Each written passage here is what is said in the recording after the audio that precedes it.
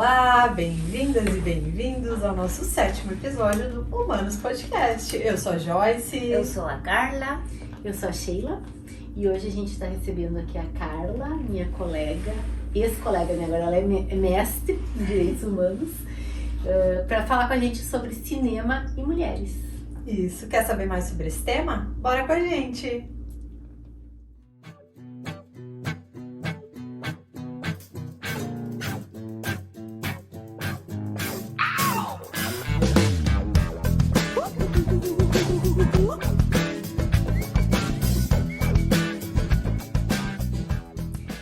Carla, começa falando para nós então quem é a Carla e por que falar sobre cinema e mulheres. Primeiro, obrigada pelo convite. Eu estou muito feliz de compartilhar com vocês. Com vocês também. A Carla tem muitas formas diferentes para se nombrar, para se identificar. Mas eu gosto de começar falando que eu sou mulher, que eu sou latino-americana, que eu sou cineasta, que sou ativista pelos direitos humanos e que eu acredito no feminismo decolonial. Então, são muitas coisas que aparentemente têm nenhuma relevância, assim, que são palavras assim soltas, mas para mim são coisas que fazem minha essência. Achei que tem que ver com meu lugar da fala, meu lugar no mundo, o lugar onde eu acredito que posso fazer coisas para o mundo e que não são só títulos ou coisas assim como uma profissão. Para mim, ser mulher é uma condição que tem que ver com como eu levo minha relação com o mundo, levo isso. Também como o cinema para mim não é uma profissão só assim, tem que ver com um estilo de vida, com uma forma de relacionamento com a gente, com as pessoas, com o mundo. Então, acho que isso é a Carla. E por isso, para mim é muito importante falar sobre cinema e mulheres, porque muito do meu exercício como profissional no cinema tem que ver com minha condição de mulher. Eu falo desde esse lugar, eu assisto filmes desde esse lugar, eu refleto acerca dos filmes e da vida desde o lugar da mulher latino-americana, ativista pelos direitos humanos. E acho que por isso é muito importante falar sobre isso, porque tem que ver com como as mulheres podemos fazer uma relação com os conteúdos nas telas. Tu pode nos falar um pouco do teu trabalho também, eu acho, né? Pra gente te conhecer. A gente conhece, né? Mas pro pessoal conhecer aonde tu trabalha, como que é o teu trabalho. Eu acho que falar de uma mesma sempre é uma coisa um pouco estranha, né? Tem que ver às vezes com o meu ego, assim, vou tentar fazer alguma coisa pequenina sobre isso. Deixa eu falar, porque ela é uma cineasta bem importante e famosa, tá? E ela não vai querer se colocar no lugar de importância que ela tem, assim, então... É um pouco isso, mas muito obrigada. Sim, eu trabalho muito, trabalho com cinema. Desde o momento que eu comecei a estudar, eu tinha 17 anos, então a gente tem já muito tempo, mais de 10 anos, muito mais de 10 anos. No Equador? Eu comecei no Equador e depois eu fui para estudar no México, uma das escolas do cinema mais importantes da América Latina e também do mundo, que às vezes eu não gosto de falar, mas acho também que tem que ver, falar sobre isso tem que ver com acreditar o esforço também, o que para uma mulher equatoriana, latino-americana, tem a oportunidade de estudar nesse lugar, assim, é como uma, eu não sei se é a palavra correta, mas conquista, não sei. Sim. Então, eu falo isso só porque o caminho tem muito que ver com as coisas que eu faço agora desde o cinema. Então, desde nos momentos na escola, eu comecei a ter muitas perguntas sobre minha condição como mulher, sobre as violências que eu comecei a viver e que eu vivi toda a minha vida, mas eu não tinha a consciência de que eu fui a outro país para viver sozinha, sem minha família, em outras condições. Eu tinha 19 anos, eu era uma criança quando isso aconteceu. Agora eu acho que era uma criança. Nesse momento eu pensava que era a mulher forte, livre, que tinha muitas ferramentas para se enfrentar ao mundo, sabe? Como muitos sonhos também. Mas a realidade foi muito diferente do que a gente imaginou. Então, nesse caminho, eu achei, por muitas vivências pessoais, eu achei que eu precisava começar a falar sobre isso que eu tinha atravessado aqui no peito, sabe? Assim, que não tinha que ver só com discursos ou com falas, ou com coisas, porque eu, ao início, nesse momento, eu também falava assim, como nem machismo, nem feminismo, igualdade. Eu acho que a gente começa assim, né? Então, a vida foi me ensinando coisas de uma forma lastimosamente com muito dor, para começar a pensar por que isso acontecia com a vida das mulheres, por que isso acontecia na minha vida e por que tudo isso que para mim não ficava bom, porque tinha muita carga da violência, estava normalizado, tão normalizado que quando a gente falava sobre isso, ou levantava a mão para dizer isso não está bom, isso não está bem, a resposta social foi: você está doida, então você é problemática, você é uma mulher complexa, você faz de tudo problema. Então, ter essa, eu não sei se é a palavra correta em português, mas o estigma de ser a mulher louca porque fala as coisas, porque faz denúncias sobre isso, foi um caminho que não está separado na minha vida como mulher e como profissional no cinema, porque foi o que eu tive que conciliar no momento de lutar para fazer cinema, que é um lugar como a América Latina muito complexo, mas é um lugar como a América Latina para uma mulher migrante, migrante com privilégios também, a gente precisa falar isso porque é verdade, mas a condição de migrante, a condição de mulher jovem, solteira, em outro país que tem qualidades muito machistas culturalmente, como é o México, isso não podia ficar separado. Então, meu trabalho tem que ver com todas essas reflexões, que a violência que aconteceu no meu corpo, na minha mente, na minha alma também, a forma que eu achei para falar sobre isso desde um lugar que, para mim, tem que ver mais com agir e não só com falar, é o cinema. Então, meu trabalho está como enmarcado nesse lugar.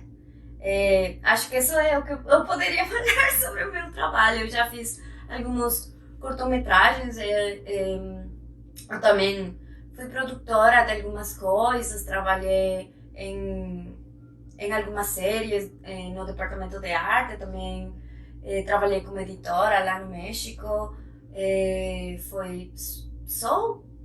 Agora não, porque a gente está de férias, mas sou professora também do cinema. Fui professora em 2 universidades lá no Equador, mas também em outra universidade no México, em Veracruz. E a gente faz também pesquisa. O início foi pesquisa muito empírica, até que eu encontrei o programa do mestrado em Direitos Humanos e achei que era um lugar para que a gente combinara e traçar o diálogo entre o que a gente fazia desde o lugar mais empírico da experiência da vida com o cinema, mas agora com ferramentas assim reais. Então acho que isso é meu trabalho A Carla, pessoal, agora é mestra em Direitos Humanos, né, Carla? Ela defendeu a dissertação agora, nessa estada no Brasil, e para nós uma alegria imensa, né, dentro do nosso programa de pós-graduação em Direitos Humanos, a gente está discutindo, né, essa interdisciplinariedade, essa ligação entre os temas, né, que versam sobre direitos humanos e que não são só do universo do direito, mas que fazem parte da nossa vida, né? Então, quando a gente fala desses temas, uma alegria, um orgulho imenso, Carla. E eu queria te perguntar, assim, acho que pensando nessa tua trajetória, né, primeiro destacar um pouco isso, assim, porque quando a gente de fato toma consciência, né, do nosso lugar, quando a gente, isso também tem a ver com a nossa vivência, mas também com o privilégio de estudo, na medida que a gente vai também podendo se aprofundar. Não são todas as pessoas que conseguem tomar consciência, muitas vezes, das violências que sofremos, né? Falando aqui especificamente das questões de gênero, da vida das mulheres.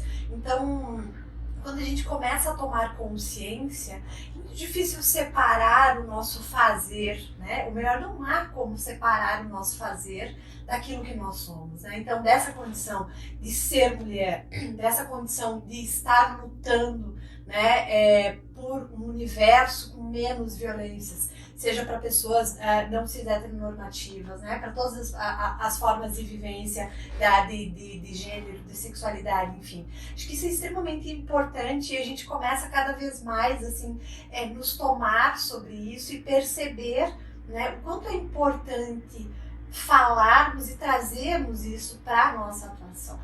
E aí, Carla, tu tens uma dissertação, né, que eu co-orientei e participei da banca com muito orgulho, que a Carla foi orientada pelo professor Mike, o Vermut, nosso coordenador do nosso programa, em que tu estuda justamente isso, assim, né?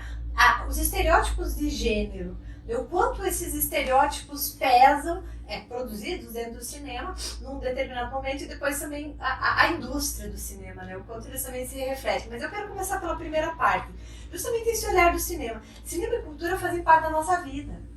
E quando a gente fala de construções de gênero, quando a gente fala de construções de desigualdade, a gente tem que ver como elas se perpetuam, como elas se constituem. Elas se constituem em vários âmbitos da nossa vida, mas a cultura também, né? E como tu começa a olhar e estudar esse lugar, assim, do cinema, né? E a vinculação do cinema com os estereótipos de gênero, com a construção, com a legitimação, muitas vezes, dessas violências simbólicas, enfim. Então, eu queria que tu falasse um pouquinho sobre isso. Essa é uma pergunta muito interessante, porque eu acho que tem que ver com que devemos partir de que o cinema é a arte em geral, mas o cinema em particular, desde um momento da história que ficou muito assim popular para todo mundo, foi uma forma de uma espécie de espelho da sociedade, então, como todo arte. Mas no momento que aconteceu que a gente no mundo entendeu o poder, eu não gosto dessa palavra, mas o poder que tem o cinema, foi na Segunda Guerra Mundial, com o Goebbels. Ele fez uma estratégia comunicacional em que ele fez uso do cinema para adoctrinar a sociedade alemã com os valores do nazismo. Então, todos os filmes feitos nessa época tinham muito essa construção do que a gente precisava ser. A gente foi demandada para ser. Então, nesse momento, o cinema muda, não é só o espelho, é também uma ideia, eu não sei como falar exatamente em português, vou falar em... Sim, como um ideal para alcançar. A gente precisa alcançar essas coisas que está olhando lá na tela, sabe? Então, nesse momento, essa foi uma estratégia que funcionou. Todo mundo sabe, todo mundo conhece a história e por que funcionou. Às vezes nos perguntamos como foi que as pessoas acreditavam em tudo isso. O cinema foi uma ferramenta para isso. Então, desde o olhar das mulheres, tem que ver com isso. Que a gente tem a popularidade que tem no cinema, que tem tudo o que tem que ver com conteúdo audiovisual, que agora não é só cinema, agora também são séries, são as plataformas e tudo isso, que são ferramentas de um sistema grande que tem que ver conosco, um sistema onde a gente precisa conviver, e a ferramenta mais grande de adoctrinamento cultural é o cinema. São os meios de comunicação, são as artes. Então, nesse contexto, todas as figuras que nós temos das mulheres, do ideal das mulheres que nós queremos alcançar, porque eu às vezes me encontro nesse espelho e falando para mim, eu estou gorda, preciso emagrecer, eu agora estou mais velha, eu vou pegar botox, eu agora não... Assim, coisas assim. Desde o lugar físico, que tem muitos estereótipos inalcançáveis para muitas das mulheres, mas também com essas questões de eu preciso ser exitosa na minha profissão, eu preciso ter um namorado para casar, porque sem um marido minha vida não fica complexa, embora eu seja a melhor profissional. Por quê? Porque tem muitos filmes onde a protagonista tem tudo na vida para ser feliz, mas não é porque não tem amor.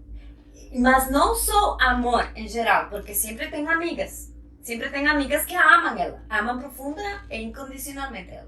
Mas que é o amor que está faltando nessa vida? O amor de um homem.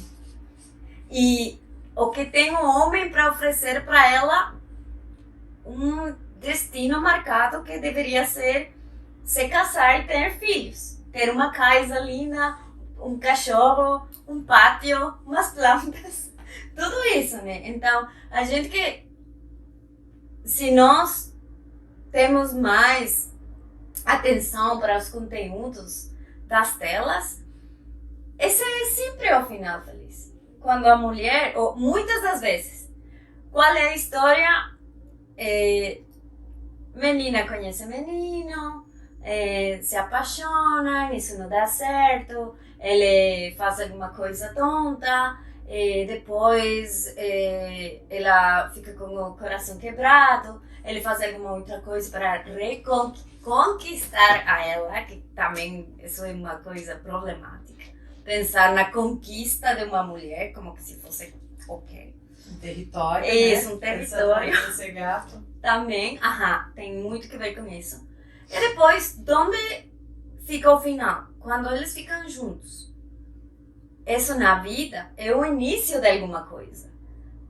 E não é mostrado nas telas como uma construção da vida das pessoas. Então, acho que tem que ver com isso, tem que ver com o estético, os ideais também da vida, o que para uma mulher é considerado sucesso num sistema como o que a gente vive, que não. Para os homens tem que ver muito com dinheiro, com a profissão, com ter coisas assim. Com as mulheres também, mas para as mulheres, fique jovem, fique linda, fique magra, mas também seja uma mãe preferencial, tenha marido, seja sempre incondicional, possa fazer tudo ao mesmo tempo. Se você não dorme, não consigo dormir, tudo bem, mas ao outro dia você está perfeita, nada aconteceu com você. Então, tem muitas mais cargas sociais desde a construção disso. Se nós pensamos também agora, isso em geral, se pensamos desde uma perspectiva mais latino-americana, tem outras coisas mais. Muitas mais, então, isso para fazer como um... Mas global, cara. E na medida em que tu falas, a gente já vai refletindo, né? Chega assim, enquanto a gente consome isso, consumiu a vida inteira, assim, e sem essa consciência que eu falava antes do quanto, né, isso de fato reproduz, isso de fato condiciona. Então, a gente consome isso muito naturalmente e nos ajuda no episódio anterior a gente falou sobre a não maternidade, né? Ajuda a construir formas e scripts esperados. Então, a mulher necessariamente como alguém que precisa, né, do amor romântico, esse mito do amor romântico, né, esse lugar de precisar estar legitimada por um homem e pela maternidade, os filhos, como um lugar único e exclusivo de felicidade. Né? E, obviamente, o ponto final é onde a complexidade muitas vezes inicia. E aí a gente vê as mulheres não sabendo lidar com relacionamentos, né? Muitas vezes, inclusive, tem dificuldades de sair de relacionamentos violentos, né? Porque parece que a gente é jogada naquele lugar como um lugar único, como um lugar que a gente necessariamente precisa estar. E à medida em que você conquistou, você precisa segurar. Né? A expressão segurar marido, né? Não é à toa. Essa ideia de que eu luto para conquistar e depois eu não posso perder, porque eu não existo sem esse lugar de mundo.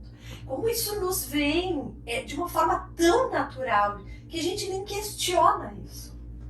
O próprio estereótipo do homem também, né? O homem, o par da mulher, ele é sempre o conquistador, né? O chefe de torcida. Ele era mal, pegava todo mundo e daí ele é transformado pelo amor. E a partir de encontrar a mulher certa, ele começa a ter uma vida certinha, assim, né? Aos padrões, assim. Então, é a própria construção do masculino também, né?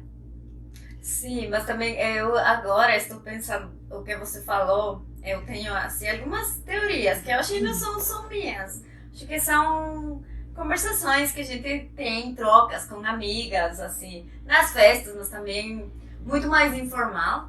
A gente tem algumas teorias sobre a normalização desses padrões a partir do Disney. Ok, você falou agora como de homem transformado. Para mim, o síndrome, eu não sei como se fala esse filme em português, mas em espanhol, La Bella y la Bestia. A Bela e a Fera. Isso. Então, você tem aí o exemplo perfeito da bestia, literalmente. É um monstro que é transformado pelo amor de uma bela mulher. Essa é a história. Mas depois também tem coisas que são muito mais graves, normalizadas, desde o Disney, que também é outra das minhas teorias, que é o síndrome de... Também vou falar em espanhol o nome. La Bella Durmiente. Bela Adormecida. Isso.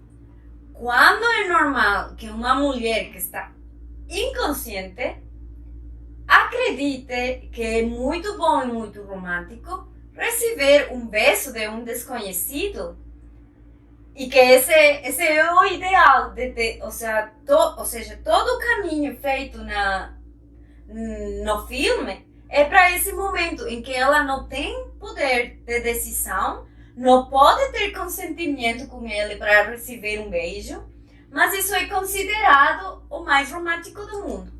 Se isso é trazido para a vida real, isso é violência. Mas a gente que tem na cabeça, que tem na consciência, que isso é normal. Essa questão da Bela e a Fera, da transformação do homem, né? Ela desresponsabiliza o homem também de ser um bom homem, porque ele tem que ser um bom homem se ele encontrar uma boa mulher. Se não... E se ele, por um acaso, se distraiu, traiu, teve alguma intercorrência fora do combinado do relacionamento, é porque a mulher não é a boa mulher, né? Isso tira totalmente a responsabilidade do masculino, né? E assim, agora eu tava pensando, refletindo sobre isso, também sobre os papéis secundários, né? Porque a gente fala da protagonista justamente com esse estereótipo todo, né? Mas os papéis secundários, o próprio secundário já diz muito também, né? O quanto reforçam estereótipos de gênero, porque se a gente pensar assim, a questão estética, né? Mas a gente sempre vai ter uma empregada doméstica, né? Ou é uma empregada desejável sexualmente, ou é uma senhora, né? Que não tem os padrões ideais. A gente vai ter, né? Tu falava antes desse lugar da histérica, da pessoa que reclama, da mulher que não é tratada como louca. Quantos papéis secundários que vão rondando essa relação, a outra da relação, né, a que está disputando o par principal também. Então, as mulheres sempre em disputa, né, por esse homem. Isso é muito comum. Então, o quanto também esses papéis secundários, eles também vão girando, né, e vão construindo lugares estéticos, lugares racializados, pensando no cinema latino-americano e como o cinema latino-americano é retratado, por exemplo, no padrão hollywoodiano, né? Então, quem é a mestiça? Quem é a migrante? A migrante, né? Qual é o papel que ela tem? A classe social muito presente, assim, né? O estereótipo da mulher pobre, né? Como isso se conecta e como todos esses lugares, eles vão se conectando nas histórias que nós contamos, né? Que vão se interconectando com as histórias que nós vivemos, né? Se eu pensei assim também, ok, agora você falou que tem essa outra história desde as mulheres migrantes que tem, para mim, duas das mais grandes possibilidades que tem elas em filmes do Hollywood é a mulher pobre, muito bonita, que tem duas, uma opção é prostituta, porque é prostituta, ou tem que chegar a esse lugar da prostituição para ter melhor oportunidade da vida. Uma linda mulher, né? Isso, ou a mulher pobre bonita que precisa se enamorar de um cara milionário para que sua vida mude. Então, tem esses dois estereótipos sobre as mulheres latinas no Hollywood.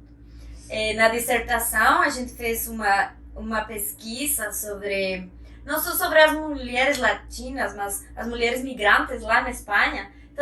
Então elas têm os perfis da prostituta, da empregada, assim, mas empregada como a mais baixo lugar para fazer trabalhos que tem que ver mas com a terra, com trabalho doméstico, todas essas coisas que estão como deixadas para baixo, ou criminosa, também tem que ver com criminosa. Então isso tem, na Espanha é muito claro que isso tem um recorte do racismo, do classismo, da colonialidade e das condições de gênero. Porque isso só falando de mulheres cis. Quando falamos de mulheres trans, tem outras qualidades que são piores. Porque as mulheres trans nos filmes, quase todo o tempo, terminam assassinadas, violentadas, assassinadas. Que é o que acontece muito na vida, muito no mundo, muito triste, mas isso acontece. Em Brasil tem a idade máxima de expectativa de vida das mulheres trans é 35 anos. Então, todas essas questões vão sendo... Às vezes eu me pergunto, como em espanhol tem uma frase que o que foi primeiro, o ovo ou a galinha? E eu, nessa questão, fico pensando, o que aconteceu primeiro? A vida, e isso está refletada lá nas telas, ou foi uma construção das telas e foi copiada na vida? Para mim, essa é uma questão que ainda não consigo entender o que aconteceu primeiro, nesse momento. Então, como você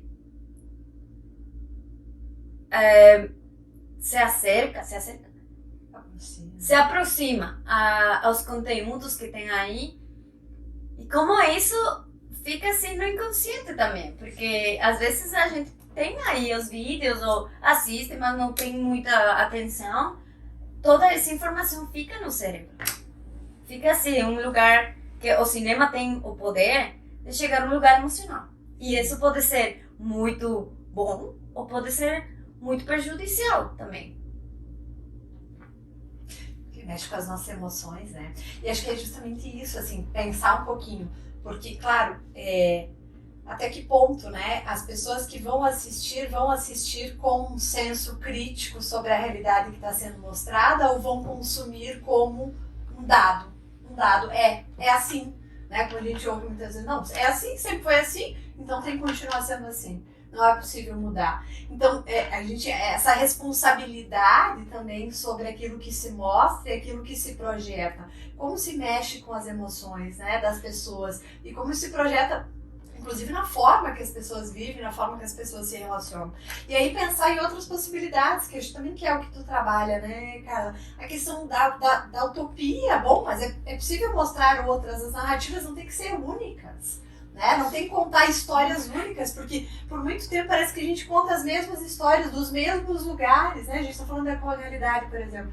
Contar, né, a história de uma mulher latino-americana a partir de um determinado olhar é diferente do que contar a partir do olhar dela, né? Ou de uma mulher trans. Então, como essa necessidade de a gente olhar a partir de outros olhares, contar histórias a partir de outros pontos de vista, eu acho que é fundamental quando a gente fala em resistência a essa massificação dos padrões aí que englobam isso que tu falou, capitalismo, racismo, patriarcado, né, colonialidade, em todas as suas formas. E isso tu falou também um pouco na tua dissertação, né, como a gente pode, e acho que até tu pode falar pra gente, assim, como nós, consumidores de cinema, né, podemos contribuir para também sermos resistência, né, nesse ponto, assim, que tipo, o que a gente tem que consumir, onde a gente procura, né, filmes e conteúdos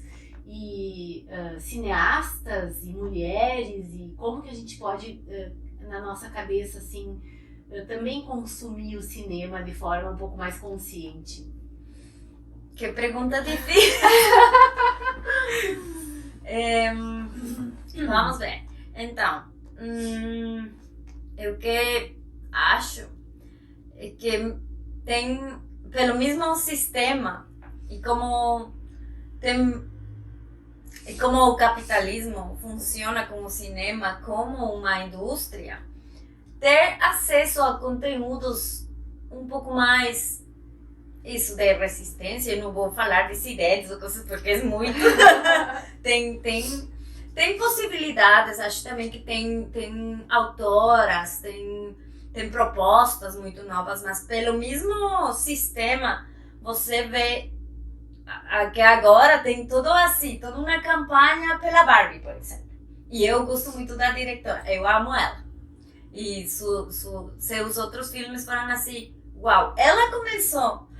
Eu, por exemplo, pensaria que a gente poderia fazer uma pesquisa sobre os filmes anteriores de uma diretora como a Greta Gerwig, por exemplo. Ela tem uns filmes anteriores que não tem nada a ver com o que agora é Barbie. Eu vou assistir também, mas acho que tem dois caminhos. Pesquisar assim em lugares como centros culturais, por exemplo, nas mesmas plataformas. Você, assim, isso não é publicidade, mas no Netflix, por exemplo. Você buscar, em lugar de ficar só com o conteúdo que é proposto pela mesma plataforma, que tem o algoritmo, é assim, você pode buscar cinema latino-americano. Só assim, ou cinema brasileiro. Cinema independente. Você tem muitas opções.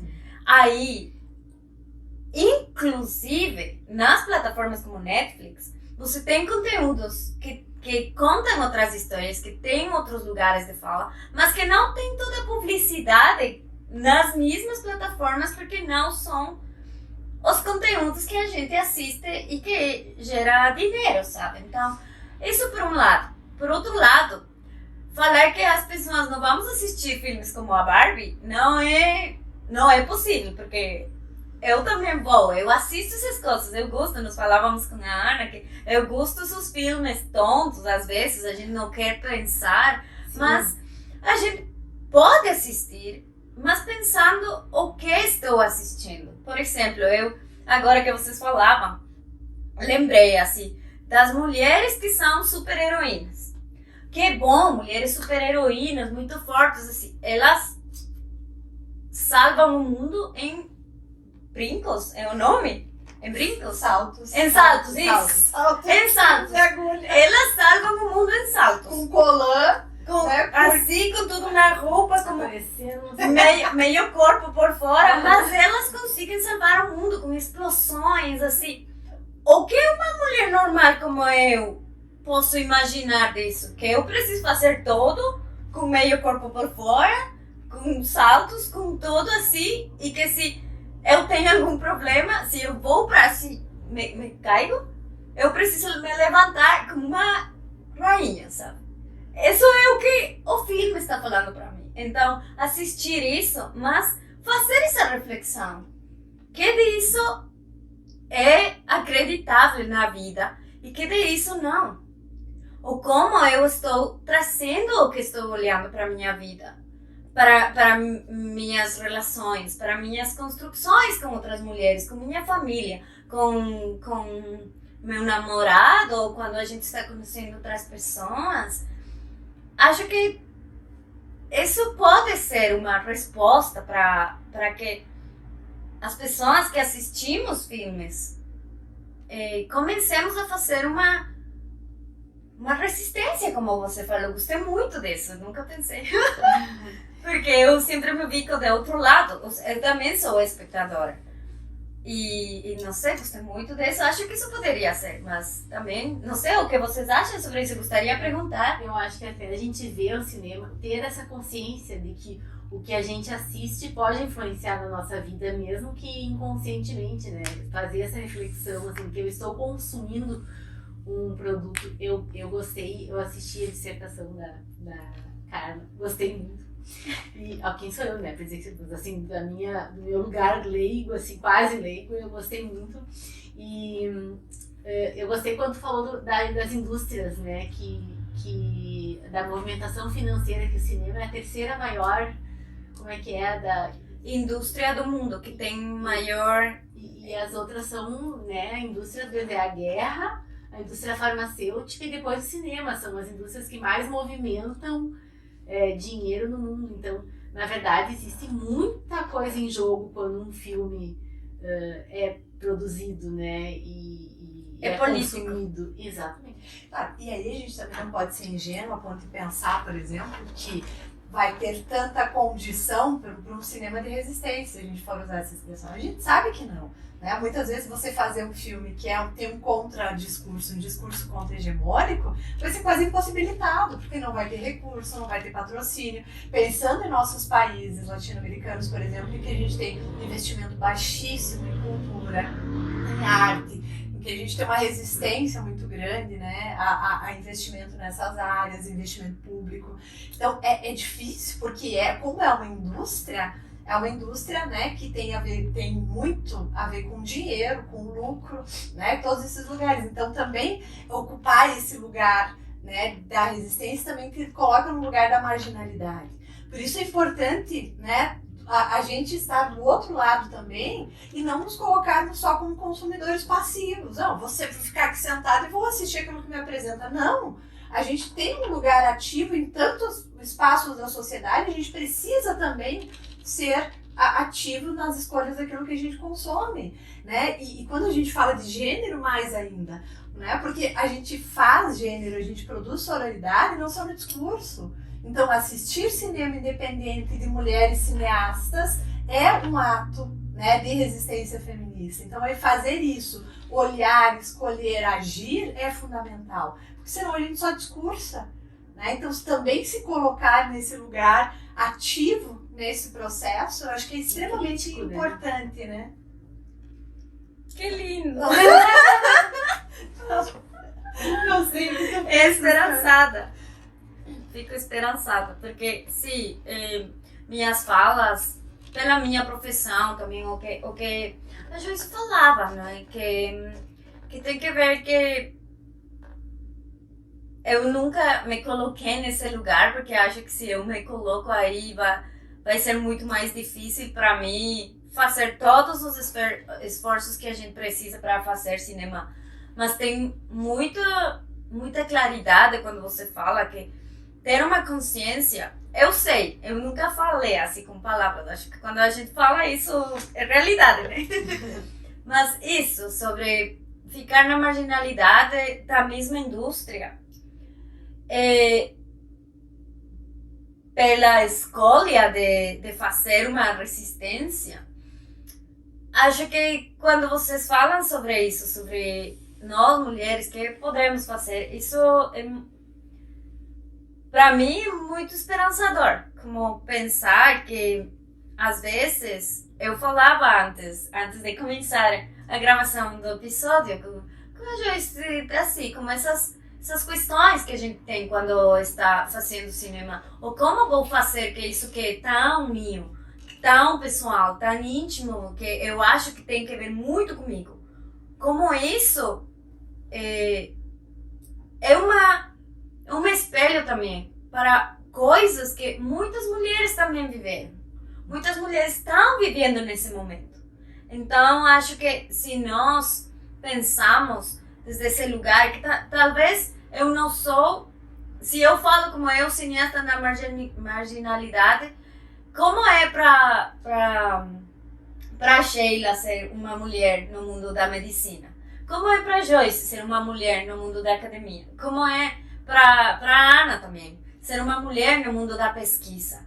Então, desde esse lugar, acho que a gente pode construir também uma espécie de empatia com outra. Como se não são nossos universos, mas todas nos colocamos em lugares muito similares. E nos universos, por quê? Porque são universos que compartilham todas essas opressões. Então, acho que se a gente se coloca aí, pode construir uma parceria diferente e fazer essas trocas interseccionais, essas trocas que tenham que ver com como nós, que venimos de lugares tão diferentes, podemos ficar aqui sentados falando sobre o mesmo, e aunque você fale de sua experiência, da sua profissão, e a Joyce também, e eu também, a gente se encontra. Sim, exatamente. Pensar que a gente pode se encontrar. E é esse que é o objetivo do nosso grupo, do nosso podcast, dessa coisa que a gente está fazendo, né, de trazer. Eu tava pensando enquanto tu falava, a gente falou de tantos assuntos nesses todos os episódios, mas a gente tá sempre falando da mesma coisa, né? A gente tá sempre falando de mulheres, de gênero, dos papéis que a gente ocupa na sociedade, inclusive do papel da mulher que tem uma visão crítica, que é um papel sempre marginalizado em qualquer profissão, né?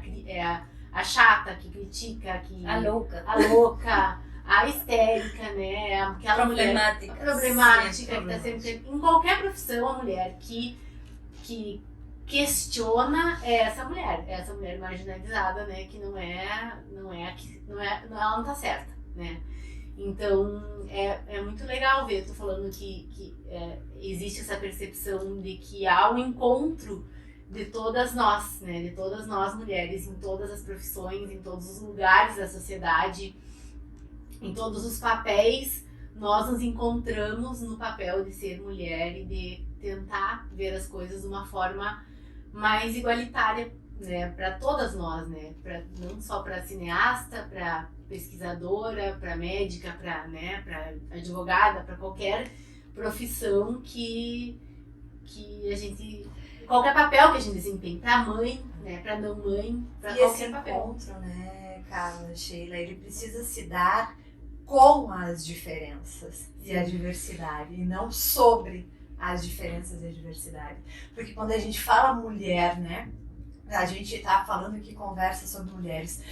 De fato, quem são? Não é a mulher, são as mulheres, na sua múltipla diversidade. A gente tem muitas vivências e todas elas precisam ser acolhidas. A gente tem vivências das mulheres racializadas latino-americanas, a gente está falando das mulheres negras, a gente vai falar das mulheres trans, que tem uma condição, né, muito específica, que precisa ser olhada, que precisa ser, né, trabalhada. A gente vai falar de mulheres lésbicas, a gente vai falar de uma diversidade do que é ser mulher, mas que se encontram, né? Mas que tem encontros, porque ao final, a partir das diversidades, mais ou menos, a gente está falando disso, a gente está falando de resistências, né? De uma estrutura social em que pese mais, menos, que vai se sobrepor desigualdades, mas que vai sempre, né, nos colocar nesse lugar muitas vezes de subalternidade, de vulnerabilidade, e a gente não quer, né, ser as coitadinhas. A gente não quer ser vítima.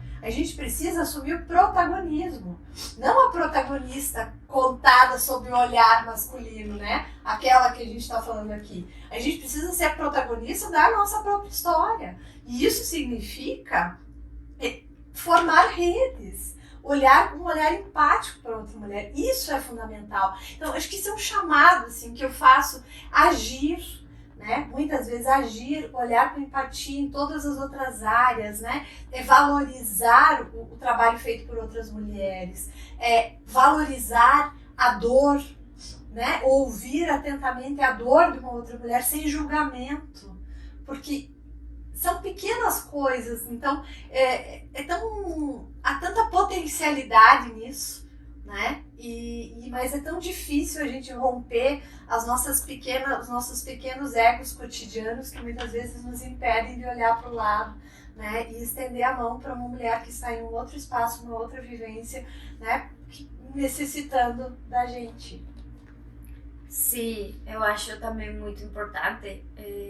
Concordo muito com o que você fala. Acho que é muito, muito fundamental trazer isso na mesa do diálogo.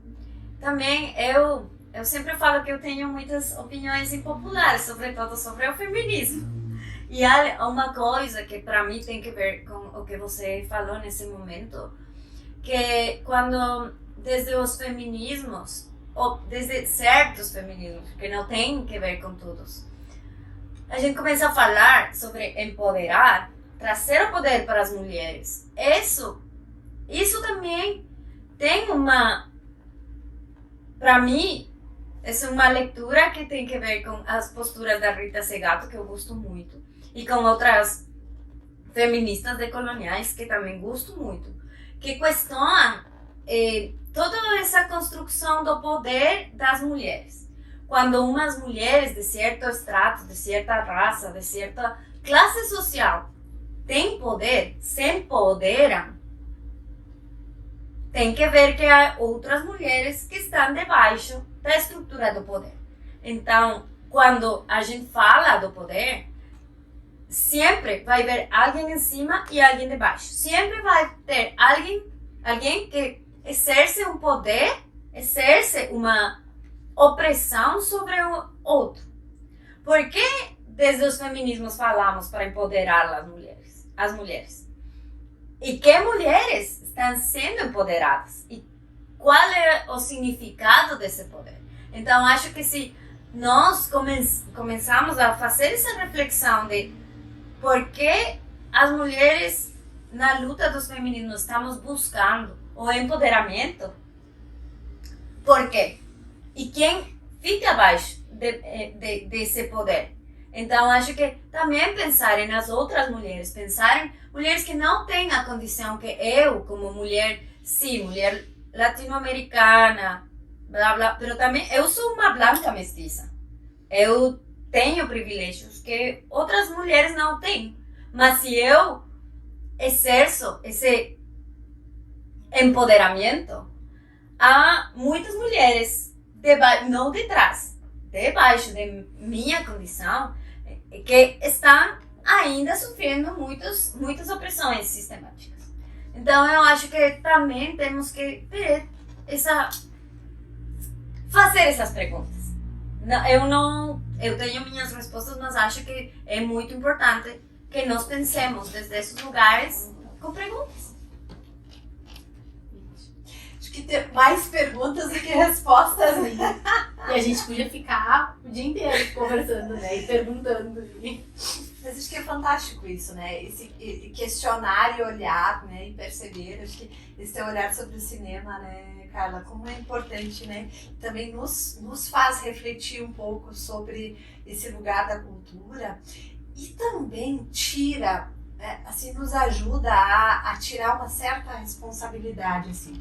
Porque muitas vezes a gente ouve, é uma fala que eu tenho andado em vários lugares e tenho ouvido, né, que as pessoas dizem, bom, mas por que o patriarcado, o machismo, por que ele continua, né, a culpa é das mulheres, porque as mulheres que educam as crianças, né?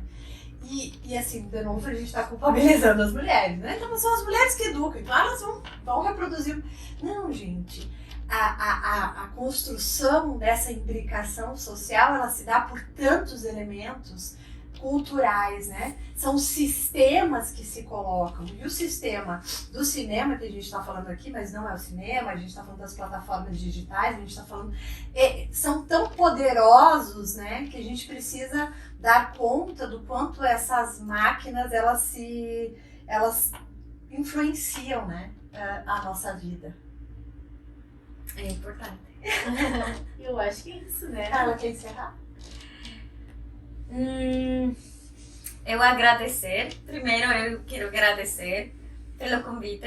Para mim é um prazer falar sobre isso, mas o prazer muito mais grande falar com vocês, que é uma conversa muito amorosa. E acho que para fechar, sobretudo com isso que eu falei nesse momento, acho que uma das respostas da resistência tem que ver com os afetos. Que a gente se precisa relacionar desde os afetos, desde o amor, desde o cuidado, desde o respeito para outro.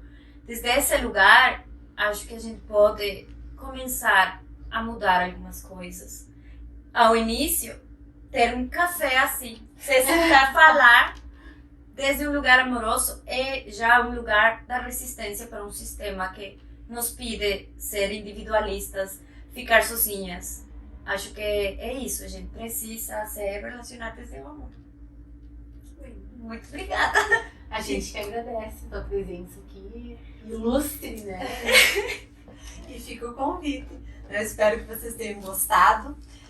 Um convite para refletir sobre essa relação entre cinema, né, mulheres, para refletir sobre o que nós consumimos e mais do que isso, para produzir resistência nos afetos, né, e nas relações que nós temos no cotidiano. E eu acho que o Humanas Podcast ele tem justamente, né, essa característica, né, de nos juntar, né? Obrigada.